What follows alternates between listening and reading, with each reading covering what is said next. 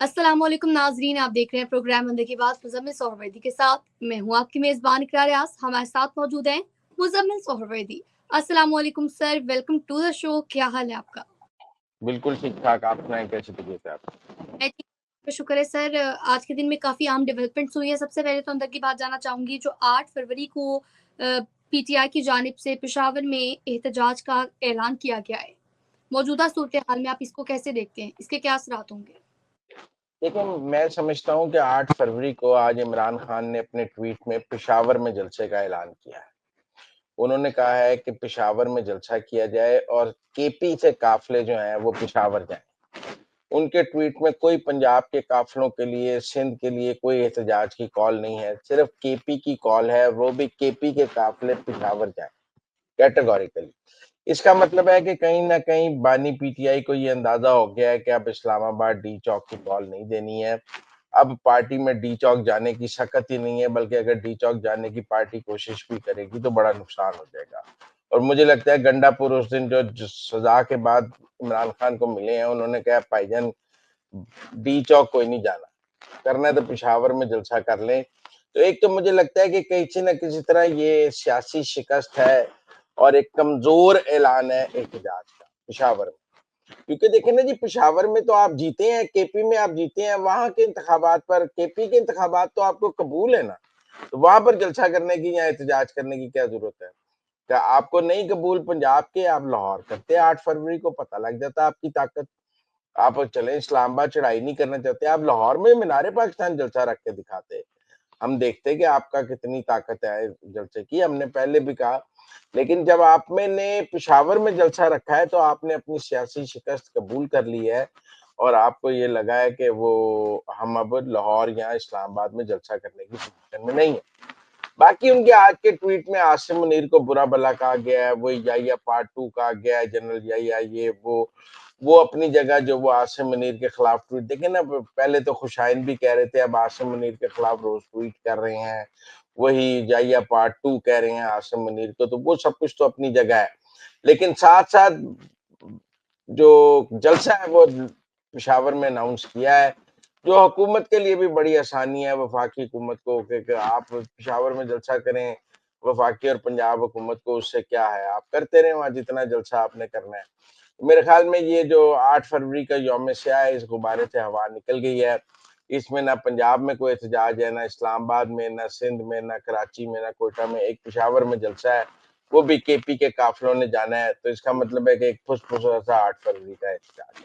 Sir, मैं आपसे यहाँ पर ये भी सवाल करना चाहूँगी, बेशक अगर पीटीआई पेशावर में जलसा करती है, लेकिन हमने ये माज़ी में 4 दफ़ा हुआ है कि केपी से जो काफ़िले आते हैं इस्लामाबाद में, तो क़यादत तो गायब हो जाती है और ये जो काफ़िले होते हैं, ये और इनका कोई पुरसाने हाल नहीं होता।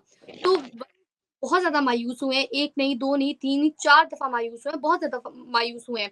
तो अब वर्कर्स निकलेंगे।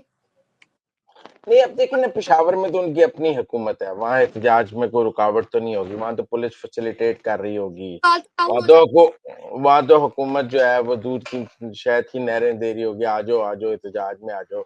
वो तो मेरा मतलब वो तो कोई एहतजाज नहीं है ना, वो आप अपनी हुकूमत में क्या एहतजाज करते हैं? हुँ। मतलब जहाँ आपकी अपनी हुकूमत है, वहाँ कभी कोई अपनी हुकूमत में एहतजाज करता है? वहाँ तो केपी में पीटीआई की अपनी हुकूमत है, वहाँ जलसा करना तो ऐसे ही है जैसे आपने सरकारी जलसा कर लिया है सरकारी एहलकारों का।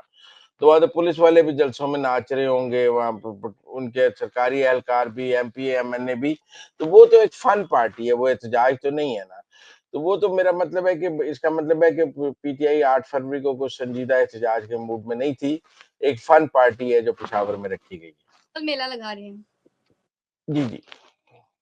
और सर, लास्ट में आपसे ये पूछना चाहूँगी इसी टॉपिक पर कि सर, मैंने देखा है कि जब पीटीआई एहतजाज करती है, तो फिर वो नाकाम हो जाते हैं।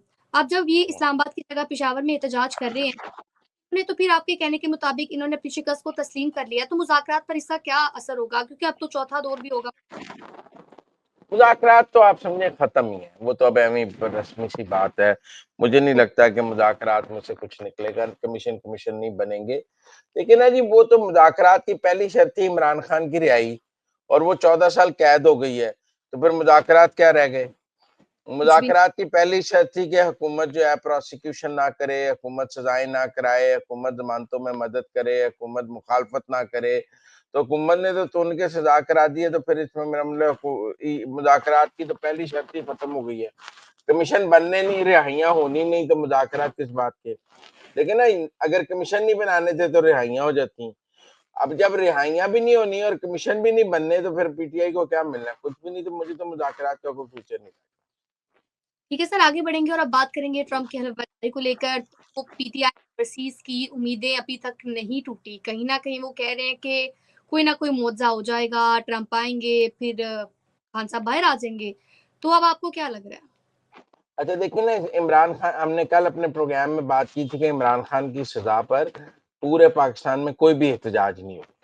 2 बंदे नहीं निकले कहीं पे प्ले कार्ड लेके कि सजा गलत हुई है। पेशावर में भी नहीं निकले, हुँ, केपी में भी नहीं निकले, पंजाब में भी नहीं निकले, सिंध में भी नहीं निकले, बलूचिस्तान में भी नहीं निकले। तो इसका मतलब कोई, लेकिन अब पीटीआई जो यूके है उसने कल लंदन में एहतजाज का ऐलान किया है। अब अगर तैयारियाँ लंदन में अगर लंदन में एहतजाज हो जाता है और लाहौर में नहीं होता, इस्लामाबाद में नहीं होता, तो फिर पीटीआई पाकिस्तान और पीटीआई यूएस यूके में फ़र्क आप समझ लें कि ये वहाँ लंदन में एहतजाज करने का क्या फ़ायदा है जब लाहौर में 2 बंदे निकलने को तैयार नहीं, इस्लामाबाद में 4 बंदे निकलने को तैयार नहीं, ये तो फिर पीटीआई यूके की पार्टी हो गई ना, पीटीआई ओवरसीज़ हो गई।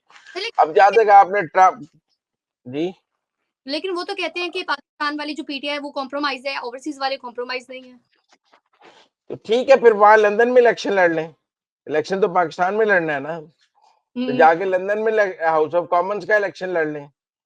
फिर पाकिस्तान में इलेक्शन लड़ना है तो पाकिस्तान में सियासत करनी पड़ेगी। हुँ, लंदन के एहतजाज से पाकिस्तान में वोट तो नहीं मिलने, पाकिस्तान में वोट के लिए तो पाकिस्तान में इलेक्शन लड़ना पड़ेगा।